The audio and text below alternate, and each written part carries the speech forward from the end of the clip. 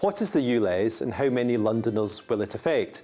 Well, the ultra-low emission zone is an area of London that more polluting vehicles have to pay to enter. It's a bit like the congestion charge zone, the C charge, only much bigger. And if Mayor Sadiq Khan gets his way, the ULEZ will cover all of Greater London by the end of August this year. Put simply, if you drive an older petrol or diesel car, you have to pay Transport for London £12.50 a day for every day you cross into or move within the ULEZ zone. The ULEZ was launched by Sadiq in 2019 in central London. 2.5 years later, it expanded up to the edge of the north and south circular roads. But the Mayor wants to expand it for a second time across all 33 London boroughs, effectively taking it up to the edge of the M25 motorway. Why does Sadiq Khan want to expand the ULEZ again? Well, in his mind, it's all about health. He wants to clean up London's air. He claims 5 million more Londoners will breathe cleaner air if the ULEZ expands for a second time.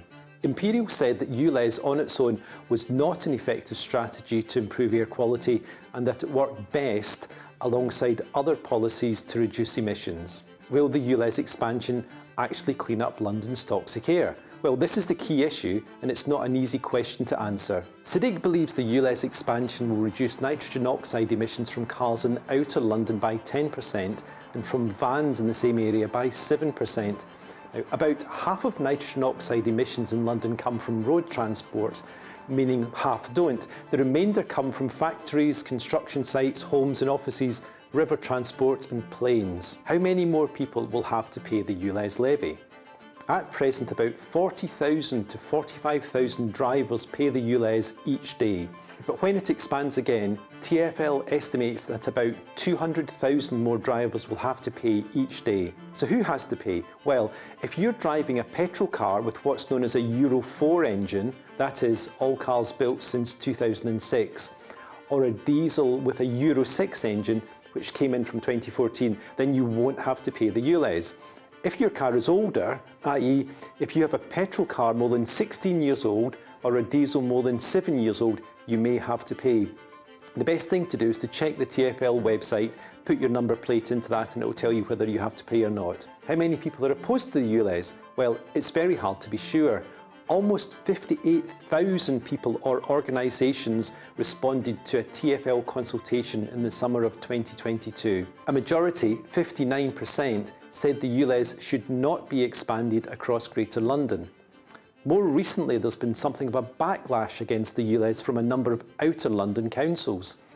Other councils say they support efforts to clean up the air, but want Sadiq to delay to give drivers more time to switch cars. Some councils say they won't allow TfL to erect ULEZ cameras on their roads. Some councils outside London say they will refuse to allow ULEZ signs to be erected. Has the ULEZ changed the type of cars being driven in London? Yes, quite markedly. Before the ULEZ was expanded to the suburbs in 2021, 87% of vehicles complied with the rules, meaning 13% had to pay the levy. But 6 months later, the compliance rate had shot up to 94%.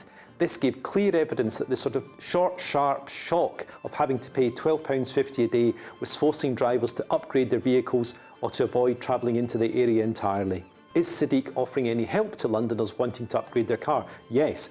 A £110 million scrappage scheme opened in January. This will offer low-income Londoners a £2,000 grant to scrap their car or help to buy one that complies with the ULEZ rules. But don't hang around, there's only enough cash to help about 30,000 people. What happens if you don't pay the ULEZ?